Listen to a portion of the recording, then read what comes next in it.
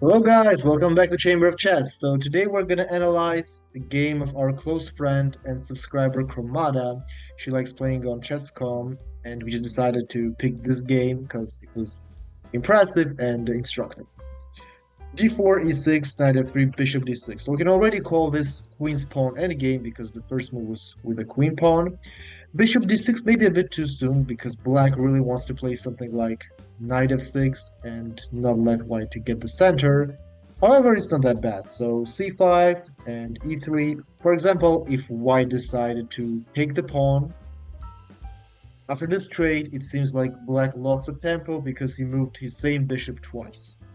And if you remember, the best thing you can do in the opening is just develop as many pieces as possible. Queen c7, bishop d3, trade, knight e7, castle, knight b5 is also possible. However, it's not winning, and I mean, it's one of the possible continuations. Knight b5 here. However, here, White had a possibility to play bishop h7, thing we call Greek gift. You give up a bishop, and you're exposing enemy king. For example, after this threat, it's really, I mean, it's impossible actually to um, prevent the checkmate without big material losses. Something like this. Of course, we don't want to take the bishop because in that case, queens are going to trade. We don't want that. So rook d8, queen f7, something like this, and it's really hard for black to last more than 5 moves here. So castle, knight b5, and again, there was same idea, bishop h7, but it's okay. c4 would have been more positional thing with the threat c5 and 4. Bishop is holding the knight. So queen b6, trade, c3, and so bishop e4 is really nice, kind of bold move because the thing is we really want to keep our pieces. Whenever you have advantage in space, you don't want trades. You want to keep your pieces and keep the tension to make the enemy feel uncomfortable. Because after this, black could have just traded the rooks, and I mean it's okay, so it's more like equal position here.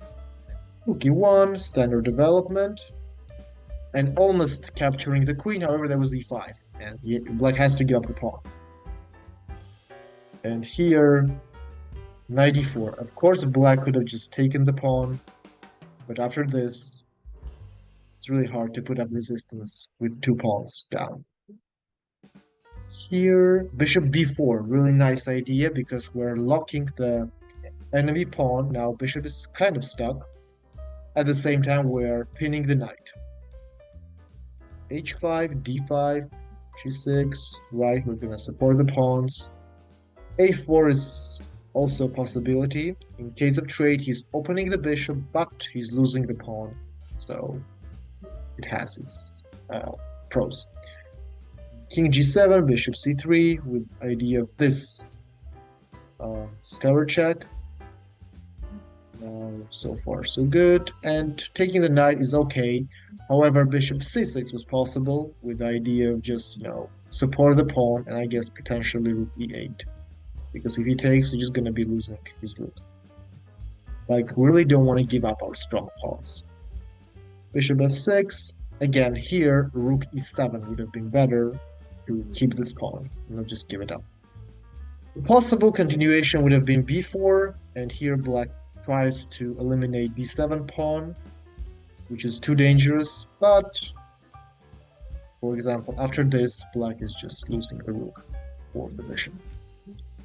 So here, bishop f6, rook e7. At least black should have just tried to keep his resistance through this kind of block, which kind of creates some challenges for white to overcome. Bishop e7, and we still need to use the king maybe, play f3, improve the position of the king in the center. Still has a long game ahead. Rook e7, however, after this, there's trade and the pawn gets promoted with a checkmate. That's it, guys. I hope you enjoyed the game. Remember to subscribe, to like, and let us know what you think about the format, what would you like to see. And why not? Just send us your games. We're gonna review them and give you feedback.